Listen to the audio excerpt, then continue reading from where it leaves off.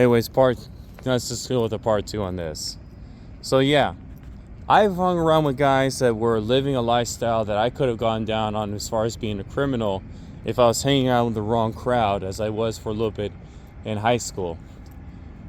And they just got paroled from serving time in prison. And they told me, man, if we were doing what you were doing then when we were younger, we've been in a lot better position than where we are at now.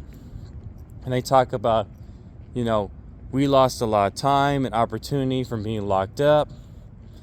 We've estranged our family members and we can't even it's hard for us to get a job and all this other stuff.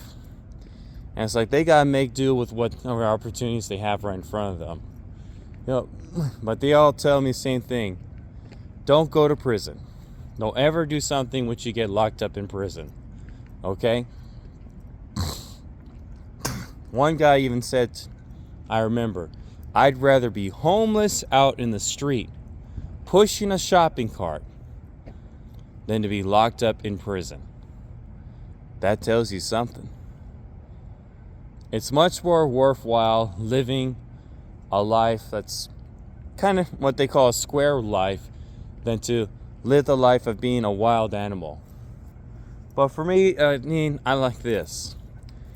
I don't want to be too much of a lame and boring square or too much of a wild, savage animal. Like these guys, before they got locked up, they were like wild animals that did what they wanted to do whenever they wanted to do it, and they just didn't give a you-know-what.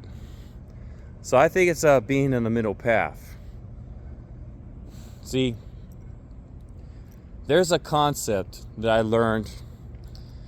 See, you can learn things everywhere. There's a concept I learned in Buddhism called the middle path, the middle way, in which you don't want to be too far this way. You also don't want to be too far that way. It's about having balance with anything in life, Now look at me like this. People look at me a certain way, like, oh, he looks like he's a drug dealer, wannabe rapper, or I dress this way because it's what I'd like to do. Even like Tupac said in his interview that he did back in '93. And he said, when this interviewer, Chuck Phillips of Rolling Stone, asked him, why do you write songs like Brenda's Got a Baby or a Papa song and what have you? And he said, I express myself. And it's like, I'm not going around wearing a t-shirt or whatever that says like, F bitches get money, or shut up bitch, and all this other stuff I've seen these dudes wear in the past. Like, come on, bro, why are you wearing that stuff? That's just totally disrespectful. That's just wrong and disrespectful, man. I'm just dressing different. People look at you like you're crazy just because you choose to be different and you want to be yourself rather than be someone else. It's like, I dress this way because it's what I like.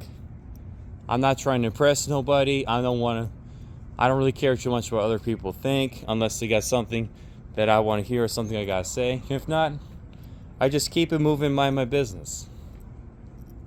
The point is that, you live your life to the fullest and do what you want to do with it, and that you incorporate the right kind of people that are going to help you achieve what it is you want to achieve.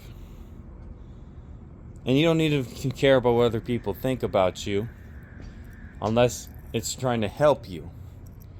That's what time I'm on right now. Just a thought. Beautiful day. Now check this out right here. That's Ezell's famous chicken.